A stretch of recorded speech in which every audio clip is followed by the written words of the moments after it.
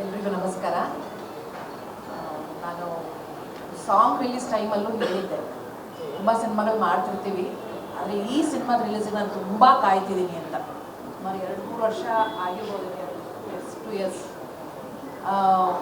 ನಾನು ತುಂಬ ಕಾಯ್ತಿರೋ ಸಿನಿಮಾ ಯಾಕೆಂದರೆ ನಾನೊಬ್ಬಳು ಸಾಹಿತಿಯ ಮಗಳು ಮತ್ತು ನನಗೆ ಸಾಹಿತ್ಯ ನಾವೆಲ್ಸು ನನ್ನ ದೊಡ್ಡ ಹಾಬಿ ಕಾಲೇಜ್ ಟೈಮಲ್ಲೆಲ್ಲ.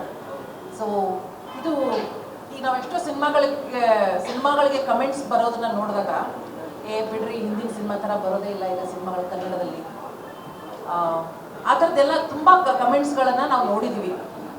ಹಿಂದೆ ನಾವೆಲ್ಸ್ ಬೇಸ್ಡ್ ಕಥೆಗಳು ಬರ್ತಾ ಇದ್ವು, ಸಿನಿಮಾಗಳು ಮಾಡ್ತಿದ್ರು ಅಂತ. ಈಗ ನನಗನ್ಸುತ್ತೆ ವಸಂತ ಗಾನದ ಮೂಲಕ ವಸಂತ ಕಾಲ ನಮ್ಮ ಕನ್ನಡ ಸಿನಿಮಾ ಇಂಡಸ್ಟ್ರಿಗೆ ಬಂದೇ ಬರುತ್ತೆ. ಯಾಕಂದರೆ ಇದ್ರ ಹಿಂದಿನ ಶ್ರಮ, ಕಥೆಯಂತೂ ಅದ್ಭುತ. ಯಾಕಂದ್ರೆ ತ್ರಿವೇಣಿಯವರು ಹೇಳಿರೋ ಕಥೆ ಅಂತಂದರೆ, ಅವ್ರು ಬರೆದಿರೋ ಕಥೆ ಅಂದರೆ ಅದಕ್ಕೆ ಮಾತೇ ಇಲ್ಲ. ಅದರ ಜೊತೆಗೆ ಅದರ ಹಿಂದಿನ ಶ್ರಮ, ಮಾತಿನ ಧಾಟಿ ಇರ್ಬೋದು, ಇದು ನಿರ್ದೇಶಕರ ಕೆಲಸ ಎಷ್ಟು ಇದೆಯೋ ಅಷ್ಟೇ ಒಬ್ಬ ಕಾಸ್ಟ್ಯೂಮ್ ಡಿಸೈನರ್ ಕೆಲಸ ಇದೆ, ಒಬ್ಬರು ಸೆಟ್ ಡಿಸೈನರು ಅವ್ರ ಕೆಲಸ ಇದೆ. ಎಲ್ಲರ ಕೆಲಸ ತುಂಬ ನೀಟಾಗಿ ಆಗಿದೆ. ಅದರ ಜೊತೆಗೆ ನಾವು ಕೂಡ ಆರ್ಟಿಸ್ಟ್ಗಳು ಕೂಡ ಅದಕ್ಕೆ ಕೈ ಜೋಡಿಸಿದ್ದೀವಿ.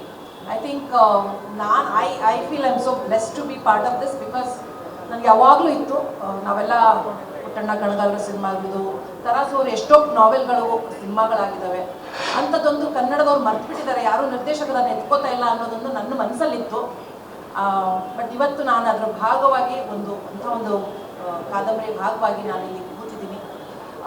ನಿಮ್ಮೆಲ್ಲರ ಆಶೀರ್ವಾದ ಬೇಕು, ಕನ್ನಡದ ಗೆಲುವಾಗಬೇಕು. ಯಾಕಂದರೆ ಕನ್ನಡ ಕಾದಂಬರಿ, ಕನ್ನಡ ಸಾಹಿತ್ಯ ನನಗೊಂದು ಇವತ್ತಿಲ್ಲಿದೆ, ಇಂಥ ಆಲ್ಟಿಟ್ಯೂಡಲ್ಲಿ ನಾವು ಇವೆಂಟ್ ಇಟ್ಕೊಂಡಿದ್ದೀವಿ ಅಂದ ತಕ್ಷಣ ಎತ್ತಣಿಂದ ಎತ್ತ ಸಂಬಂಧವಯ್ಯ ಅಂತ ಅನ್ನಿಸ್ತು. ಯಾಕಂದರೆ ನಾವು ಮಾಡ್ತಿರೋದು 1970s ಕತೆ, ಇಲ್ಲಿ ಪಬ್ಬಲ್ ಮಾಡ್ತಿದ್ದೀವಿ ಇವೆಂಟನ್ನು. ಬಟ್ ಏನಂದರೆ ಅದಕ್ಕೊಂದೇ ಒಂದು ಕೊಂಡಿ ಪ್ರೀತಿ ಅನ್ನೋದು ಅವತ್ತು ಗಾಢವಾಗಿತ್ತು, ಇವತ್ತು ಗಾಢವಾಗಿತ್ತು. ಇವತ್ತು ನಾವು ಯಾರಿಗಾದ್ರೂ ಕೇಳಿದ್ರೆ ನಾವು ಮೊಬೈಲ್ ಇಲ್ಲದೆ ಇರುವಾಗ ಹೆಂಗೆ ಕಮ್ಯುನಿಕೇಟ್ ಮಾಡ್ತಿದ್ದೀವಿ ಅನ್ನೋದು ನಾವು ಮರ್ತೇ ಬಿಟ್ಟಿದ್ದೀವಿ. ಹೆಂಗೆ ಹೇಳ್ತೀವ್ರಿ ಗೊತ್ತಿಲ್ಲ. ಒಂದು ರೋಡಲ್ಲಿ ನಾವು ಹೋಗ್ಬೇಕಾದ್ರೆ GPS ಇಲ್ಲದೆ ಜೀವನ ಮಾಡ್ತಾ ಇಲ್ಲ ನಾವು. ಅದು ಮೊಬೈಲ್ ಮೇಲೆ ಅಷ್ಟು, ಅಂದರೆ ತಾಂತ್ರಿಕತೆ ಮೇಲೆ ನಾವು ಅಷ್ಟು ಅವಲಂಬಿತರಾಗಿದ್ದೀವಿ. ಈಗ ಈ ಸಿನಿಮಾ ಮಾಡೋವಾಗ ನನಗೆ ಅನ್ನಿಸ್ತು, ಅಯ್ಯೋ ದೇವರೇ, ನಾವು ಹೀಗೆಲ್ಲ ಜೀವನ ಮಾಡಿದ್ದೀವಿ. ಅದನ್ನೆಲ್ಲ ಮೆಲುಕು ಹಾಕುವಂಥ ಸೀನ್ಗಳಾಗಿರ್ಬೋದು, ಕಥೆಯಾಗಿರ್ಬೋದು ನಮ್ಮೆಲ್ಲರ ಮುಂದೆ ಇದೆ.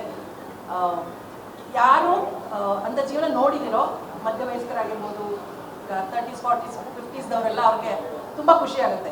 ಈಗಿನ ಬರೋ ಯಂಗ್ಸ್ಟರ್ಸ್ ಅಂತೂ ಖಂಡಿತ ನೋಡಬೇಕು. Because life without mobile or ಟೆಕ್ನಾಲಜಿಲಿ ನಾವು ಅಡ್ವಾನ್ಸ್ ಆಗಿರೋದು ನೋಡಿದ್ರೆ I think people should watch this. So I am blessed to be part of this project. Thank